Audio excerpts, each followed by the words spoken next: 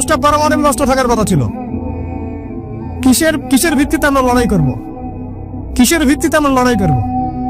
Myanmar যদি আমাদেরকে কালকে চাপ দেওয়া শুরু করে, আমরা কিসের ভিত্তিতে লড়াই করব? কি নিয়ে লড়াই করব? এমনকি পুরো মুসলিম বিশ্বের বড় বড় পরাশক্তিগুলোর সাথে আমাদের সম্পর্ক কতটুকু ভালো।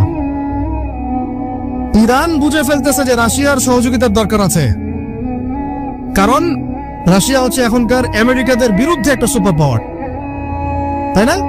অনেক কান্ট্রি এখন ওদের সাথে যুদ্ধ করতে গেলে রাশিয়ার সাথে বন্ডিং করে। এটা ওয়ার্ল্ড অ্যাফেয়ার্স। আমরা বিগত 50 বছরে কি করতে পারি না, ব্যর্থতার ইতিহাস রচনা করা যাবে। কি বলতেছেন আপনি? কি বলতে চান? এটা রচনা করা যাবে একটা ইতিহাস। পদে পদে দুর্নীতি করেছে, পদে পদে টাকা আত্মসাৎ হয়েছে, পদে পদে হক নষ্ট করা হয়েছে। এগুলো সব আমাদের সম্পদ ছিল। জনগণ